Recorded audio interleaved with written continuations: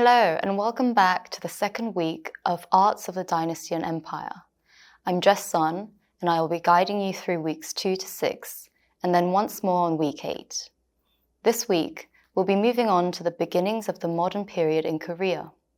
We'll be looking at how the proclamation of the Korean Empire and the eventual annexation of Korea led to changes in the visual codes in the palace and the capital city.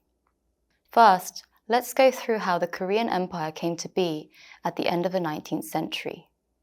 Following our previous lecture on the late Joseon period, let's investigate the rapid socio-political changes that took place in the late 19th century. By the reign of King Gojong, the 26th king of the Joseon dynasty, there was much societal unrest. Not only was the state withstanding internal problems such as corruption, fiscal deficit, and public discontent over the class system and exploitation by the social elite, but it was also facing new threats from the outside. King Gojong's father, Regent Heungsan Daewongun, enforced a strong isolationist policy, wherein all things Western, including ideas and religion, were regarded as threats. Under Regent Heungsan Daewongun's order, French Catholic missionaries and Korean followers were massacred in 1866. In response, a French naval fleet attacked the area of Gangwon Island. The same year, American vessel General Sherman demanded trade with the Joseon state. To this, the Joseon state did not comply and instead burned the American vessel and killed all its crew. Japan similarly embarked onto Gangwon Island in 1875 in an attempt to force Joseon into establishing diplomatic relations. A military conflict ensued, and this event eventually led to the signing of the Ganghwa Treaty between Japan and Korea in 1876. Despite Regent Heungsan Daewongun's somewhat successful repellence of foreign powers in the 1860s and 70s, it was not long until Joseon was compelled to open its borders. King Gojong resumed direct rule in 1873, and discussions of discarding the isolationist policy and opening up ports began. Soon, Japan demanded that Joseon establish trade relations as part of compensation for the armed clash of the 1875 Gangwon Island incident. In the end, the Joseon state signed its first foreign trade agreement, the so-called Ganghwa Treaty, in 1876. The signing of the Korea-Japan Treaty was the first of many international treaties signed in the next couple of decades.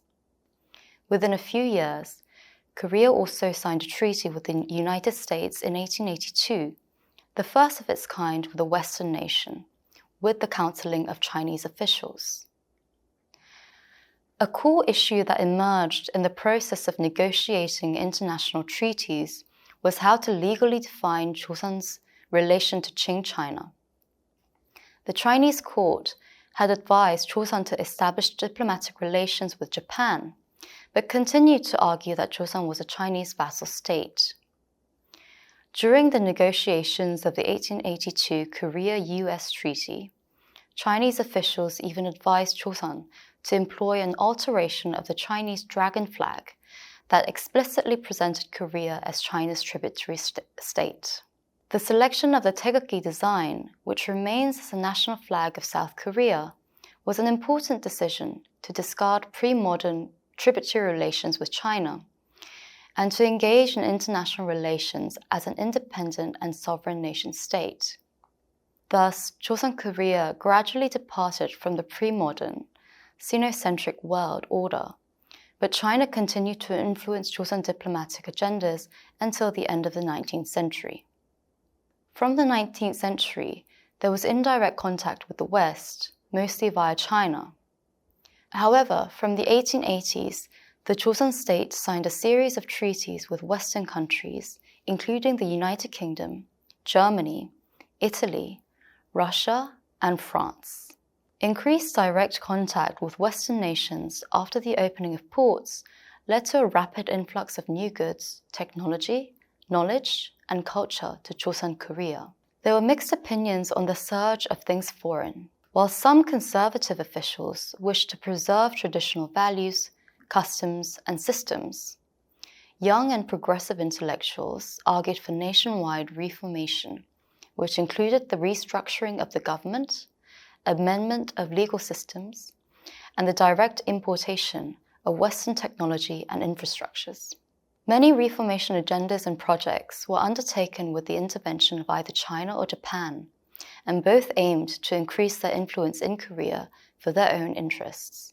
One of the first major and controversial projects for modernization was the establishment of a modern postal office in 1884. The establishment of the new postal office was used as an opportunity for a coup by the Progressive Reform Party, who pushed for absolute independence from Qing China and was backed by Japanese powers. The coup was ultimately unsuccessful, and leaders of the party either fled to Japan or were executed. The coup revealed the clash of ideals between those who wished to maintain the traditional Joseon system and those who wished to overturn the pre-modern system in favor of the new and modern. Rivalry between China and Japan, as well as political collision within Joseon, reached a new height in 1894 with the outbreak of the First Sino-Japanese War that was instigated in the process of controlling the Donghak peasant uprising. It was a decisive tipping point in the balance of the two foreign powers. With China's defeat and the forfeit of suzerainty over Joseon, Japan gained unprecedented influence on Joseon governance and immediately helped push forth aggressive reformation agendas that were initiated by progressive officials. However, Japan's triumph also led to an increased international awareness of Japanese dominance in the East. The series of modernization projects began in the Kabo year and included agendas such as the elimination of the class system, the state examination system, educational reform, abolition of outdated customary laws, and regulations on hygiene. The law on the cutting of top knots in particular caused major riots and uprisings among the Joseon public. Amidst the turmoil of the Sino-Japanese War, the consequent intervention of Russia, and domestic tensions surrounding reformation agendas, a drastic and treacherous plan to secure Japanese dominance in the Korean peninsula was being plotted. In 1895, Japanese soldiers, under the order of the newly appointed Japanese minister Miura Goro, broke into Gyeongbokgung Palace and assassinated Queen Min, who had tried to undercut growing Japanese influence. After several months, King Gojong secretly fled to the Russian legation with the help of American missionaries and the Russian minister, and remained there until his return to Gyeongbokgung Palace in 1897. The assassination of Queen Min immediately outraged Koreans and was even condemned by most foreign media.